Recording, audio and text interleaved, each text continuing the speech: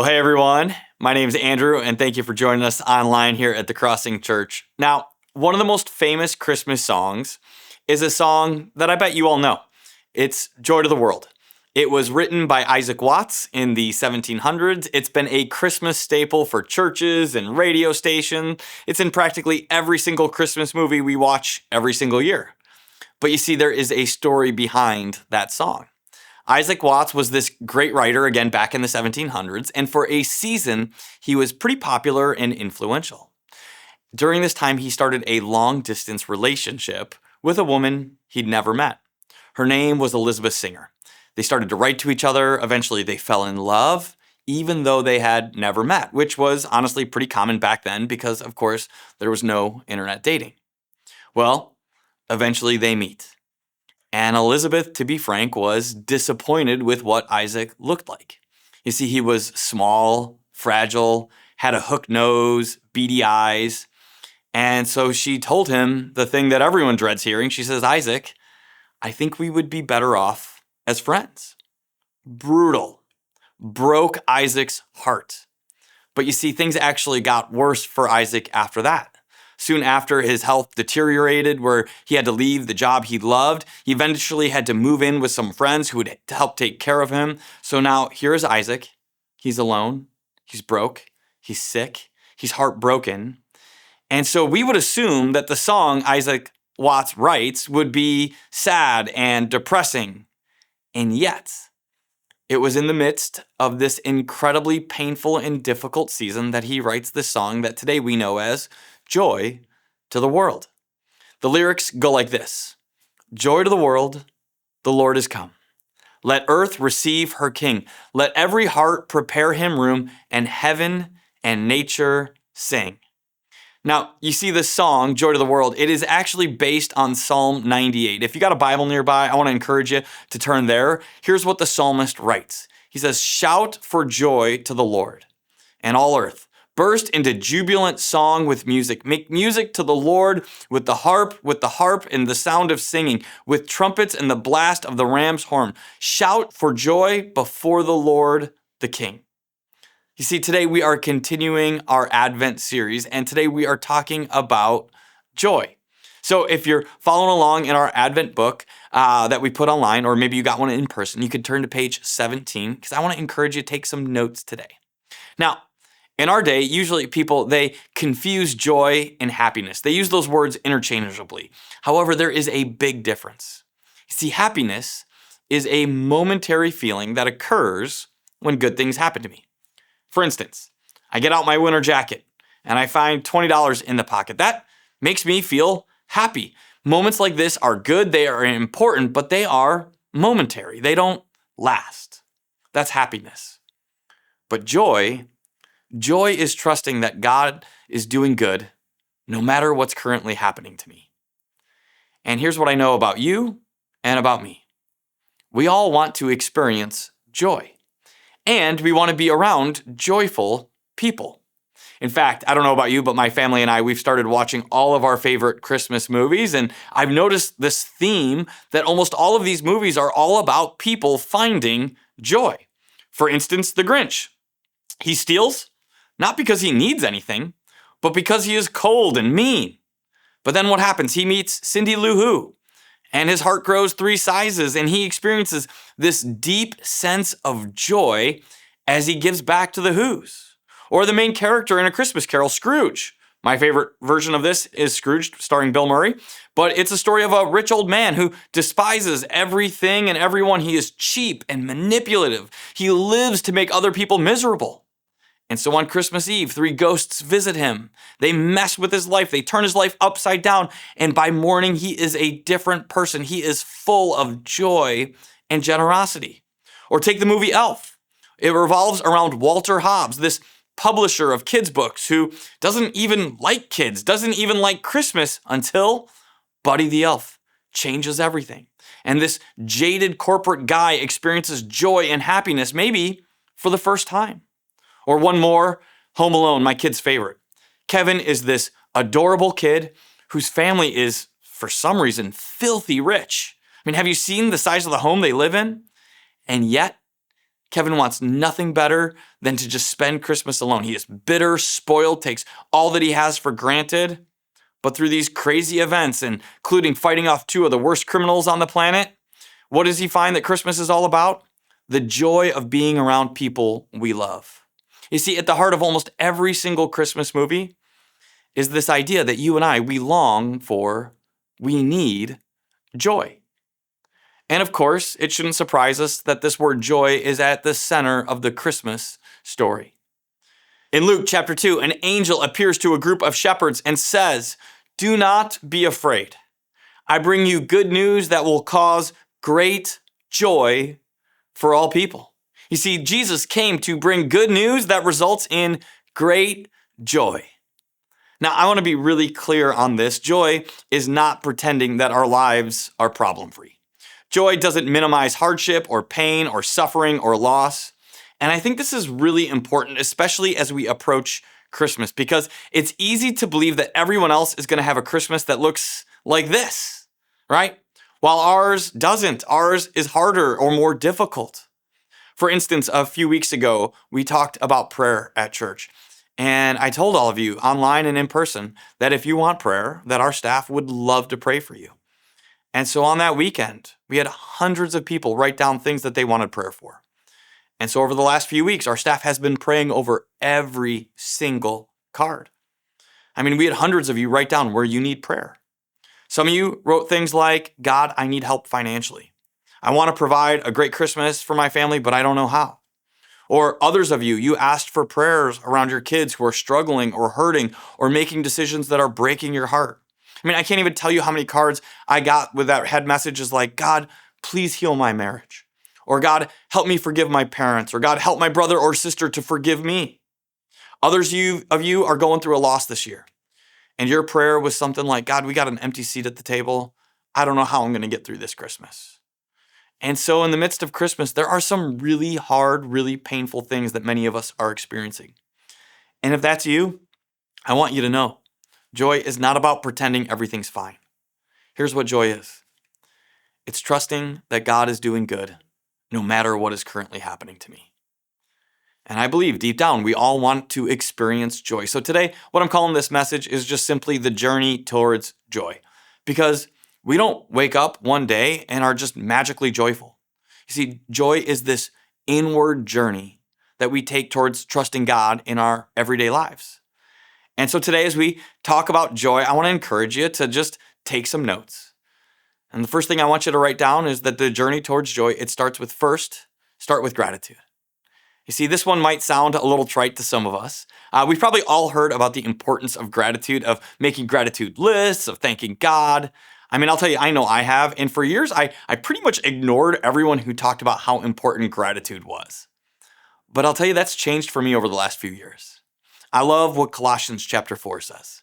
It says, "Devote yourselves to prayer, being watchful and thankful." This verse is telling us is be looking for things to thank God for. And I'll tell you, just for me personally, this is actually pretty difficult. My personality type is I'm the type of person that's always looking at how things could be better. And so I usually just focus on problems and not really good things. And so over the last few years, I've had to become way more intentional about focusing on things I'm grateful for. And so most days I make a list of here's a few things I'm grateful for. In fact, here's my list for today. Number one, I'm healthy, which often I can honestly take for granted, but I have some friends with compromised immune systems. And talking to them, it reminds me, man, our health is not something we have control over. And so when I'm healthy, I just thank God for that. Another thing I'm grateful for is my kids are in a really good season right now. This is a huge gift because it hasn't always been the case with my kids. They're doing great today. I know that their journey is going to be full of ups and downs, but man, today I'm grateful that both of my kids are thriving. And then third, I love my job. And I know this is not true for everyone, but for me, I love what I get to do. I love what I get to see God doing at our church. For instance, 2 weeks ago, we got to provide 600 water filters for families in El Salvador in desperate need of clean water. Or last week, we did this event. We called it the Crossing Family Sing-Along, and we had so many people on our campus. There were kids everywhere. It was so fun and so amazing. I just sat back and watched. I'm like, I love being part of this church. This fall, we launched a young adults group that is thriving and reaching people of the next generation. It's a pivotal life stage, and we're seeing God do incredible things. So what I'm doing in my life is I'm just trying to be more intentional about taking a step back and just saying, wow, God, thank you. It's a gift. Now, I get it. Maybe for you, your health isn't good, or maybe you don't like your job, or maybe you don't have a job, or maybe your kids fought all day and they're struggling. You see, your list doesn't have to be my list, but I promise you, there are things that today you can just pause and just say, I'm grateful for this. And I'll tell you, expressing gratitude, it matters. A while back, I came across some research done by Dr. Emmons from UC Davis and another psychologist from Miami. And what they did is they did a 10-week study on two different groups of people. The first group, they had every day spend some time writing down things that annoyed them. So this group, every day, they would just journal things that annoyed them. They would write about, that neighbor that left their garbage cans out and driving in traffic and calls from telemarketers and buying a cup of coffee that for some reason now costs $9. So they did this every day for 10 straight weeks. Just all the things that frustrate, all the things that annoy them. Now, while they were doing this, the other group spent time every day writing down things they were grateful for. A job that pays the bills. In-N-Out Burger. The Rams being in first place. Fast forward 10 weeks, probably this won't surprise you, but when they interviewed each of these people, here's what they found. The group that expressed gratitude every day, they experienced more positive feelings and were more optimistic about their life and future.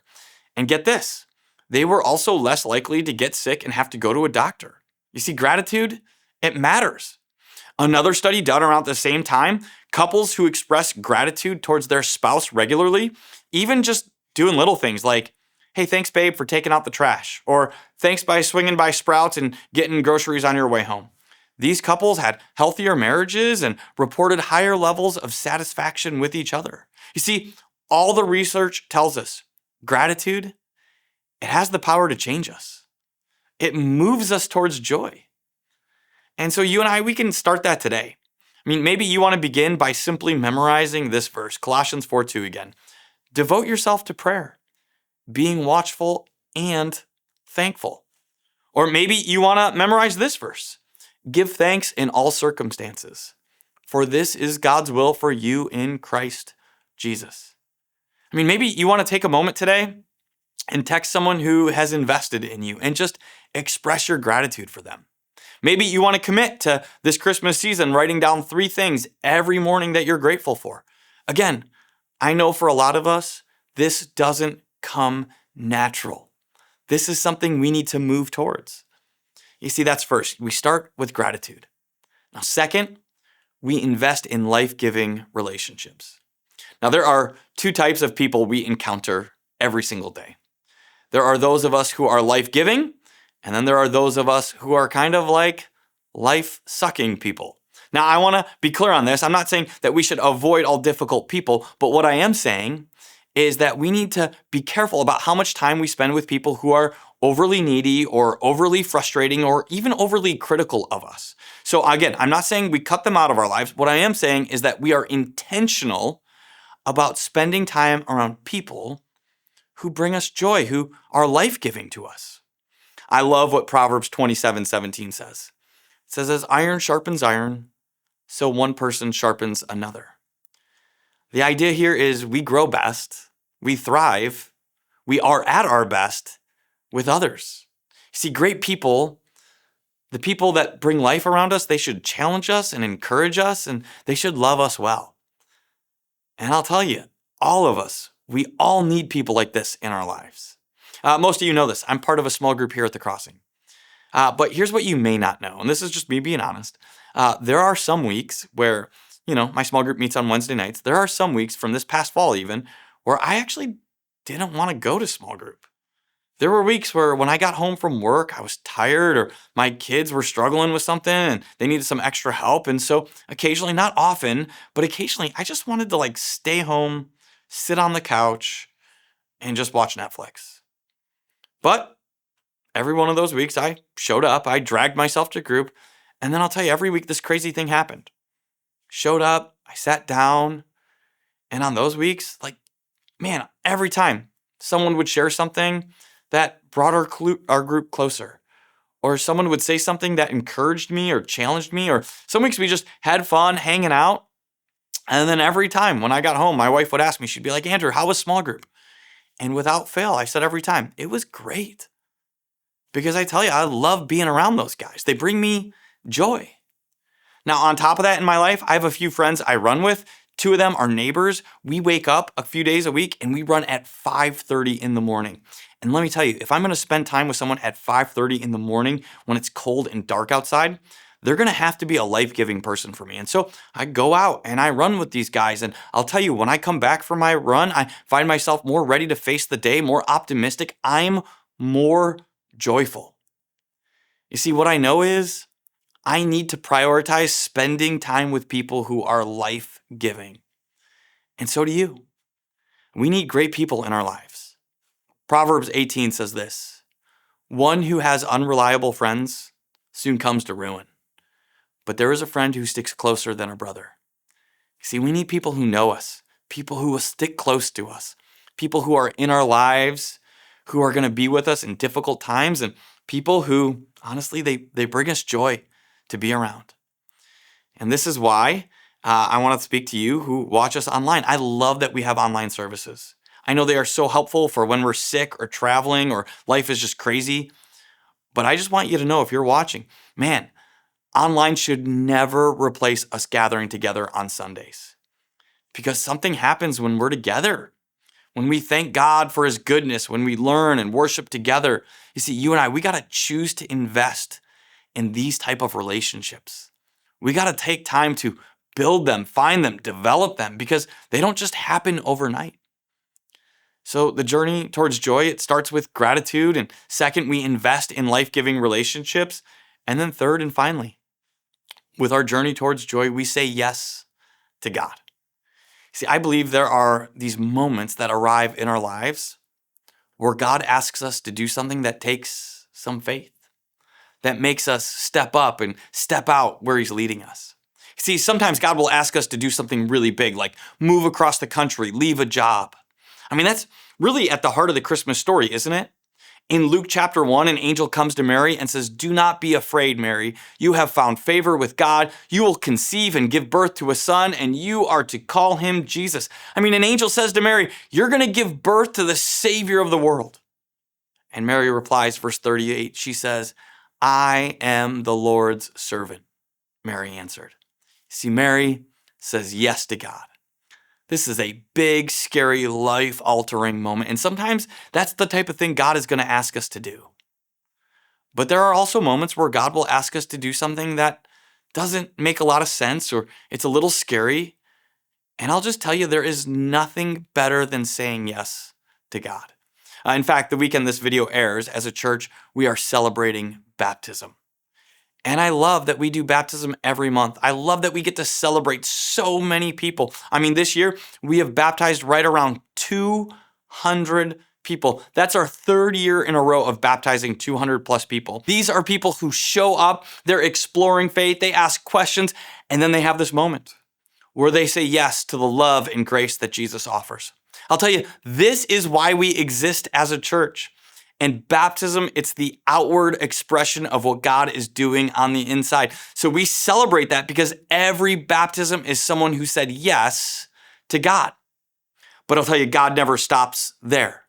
God will give each one of us these moments week after week, year after year, where we get to say yes and we get to step out in faith and follow him. And I'll tell you, I got this experience just a few weeks ago. Many of you know that we partner with a couple of great schools in our community, Pomona and Ray Elementary. Now, we've been partnering with Pomona for years, but Ray is new to us.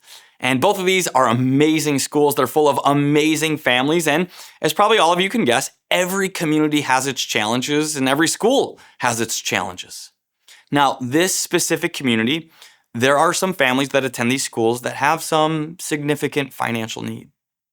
So about 10 days ago, these two schools, they reached out and they really expressed a big need. They told us that there are about 100 families who they're talking to who are really struggling to provide enough food for their kids. And this problem, it grows over Christmas break. You see, every school in our community, they offer kids free breakfast and lunch every day during school. But of course, then you hit Christmas break and there is no school. So there is this extra financial pressure on these families. And as the principals have been talking to these families, there is a lot of fear and a lot of worry coming from these families on what they're going to do over those 2 weeks. Now, you might be asking, Andrew, aren't there other organizations that partner with schools and provide food? And the answer is, yeah, kind of. But over the last few years, some of these businesses and other nonprofits have been cutting costs and reducing the help they offer. So a lot of schools like Pomona and Ray, the families there are taking a hit. And so all of this came to a head 10 days ago. Now, instead of me telling you this, I actually want you to hear this need from the principals firsthand. So let's watch this.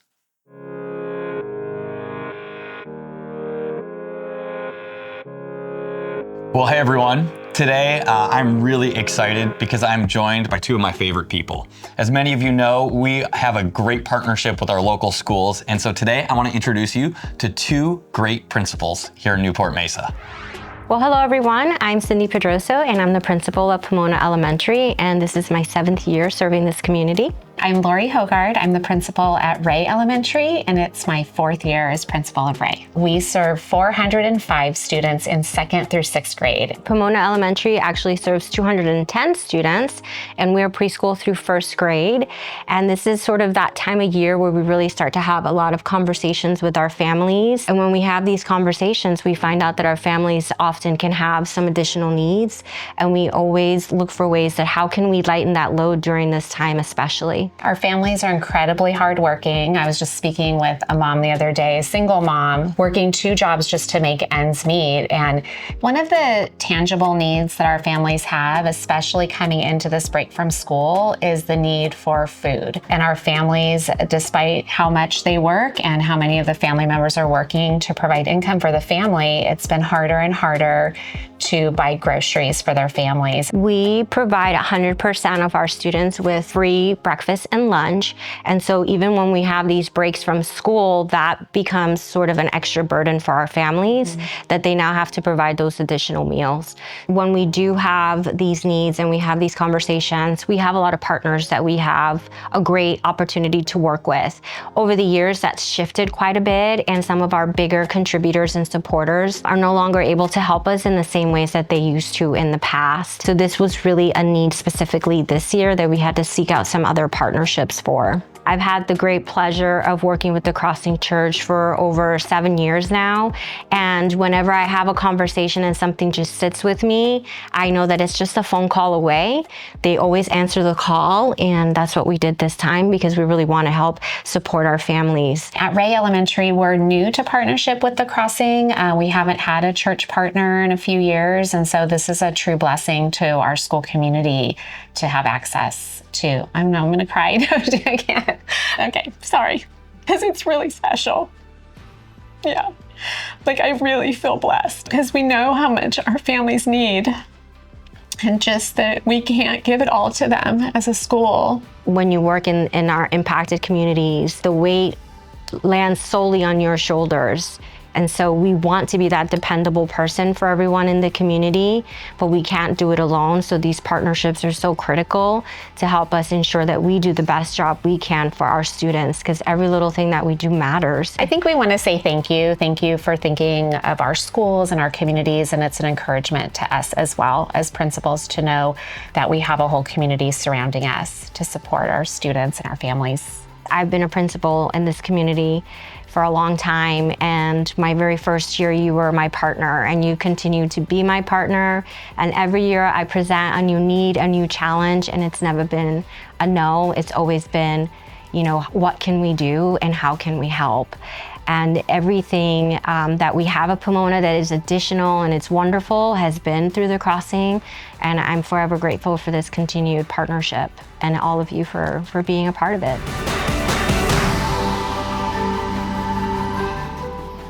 Now, these two schools, they came to us, and honestly, helping these families was not part of our plan this Christmas. We're doing a lot of great things to serve our community, but I'll tell you, the moment I heard about this need, I knew that this was an opportunity to say yes to God. And I knew this because some of you watching, you also know my story. That when I was a kid, I was raised by a single mom and money was always tight for us. And back then we were part of this like little neighborhood church. And every once in a while, we would hear a knock on our front door. And we would go to the door and no one would be there, but on our front porch, there would be this bag of groceries. And I'll tell you, for my mom and for us, that bag of groceries was worth its weight in gold because it always came in the moment we needed it most. It was always a blessing. It was always a reminder that God sees us and God cares. And so now fast forward to today and these two schools, and they came to me and they're talking about these 100 families who have needs just like my family had needs growing up. And when I heard that, I'm like, yes, of course our church can help. I mean, I was a yes from the moment I heard it. And here's why it was an easy yes. It's because I know our church is filled with people who love to help. Our church is filled with people who every time I bring a need like this that's from God, they say yes. And they experience the joy that comes with providing for a need. So today, here is my very specific request. I know we've been talking about year-end giving and going above and beyond what we normally give.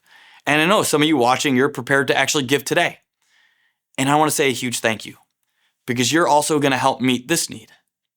And I know there are others of you watching, and as you watched that video, you felt God say, help those families. Be part of that. And I'll tell you, if God whispered that to you, don't delay. You can give now. You can go to tcyearend.com and every gift there, part of our year-end total, will now go to providing these families with food over Christmas break. But here's the thing. There is, yes, of course, power in helping these families. It moves us. It shapes us. It is a gift from God to be able to help.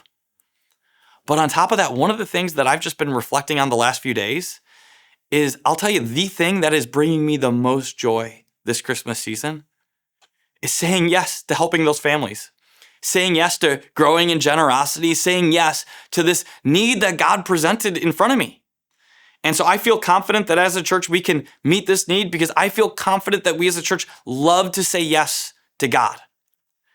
And here's what we're going to find, this deep truth that is at the heart of the Christmas story, that the message Jesus came to bring us, which the angel just declared one more time, is just simply this, that the good news the angels declared to those shepherds 2,000 years ago is, do not be afraid, but I bring you good news that will cause great joy for all people.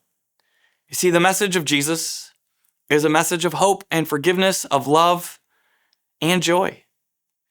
And so my encouragement for each of us today is, let's spend these next few weeks and let's journey towards joy. And it starts with gratitude. It involves investing in life-giving relationships. And of course, it means saying yes to God. And so today I want to pray, but specifically, I want to pray for those of you watching who maybe have never said yes to God and the gift of forgiveness He offers. And so if that's you, let's close with a prayer just for you. And so God, we thank you that because of your goodness and grace, that we can experience real, true joy. And so God, I thank you for every person who's going to step up and provide for the needs of people in our community. That just a simple gift of a few dollars can provide hope and help for a family this Christmas. And then God, I also want to pray for anyone watching who has maybe never said yes to your forgiveness and love and grace. And God, I just pray in this moment that they would experience the deep joy that comes with saying, God, forgive me for my mistakes. Forgive my sins. And God, I accept your gift of eternal life. We love you. We thank you. We pray this in your Son's name. Amen.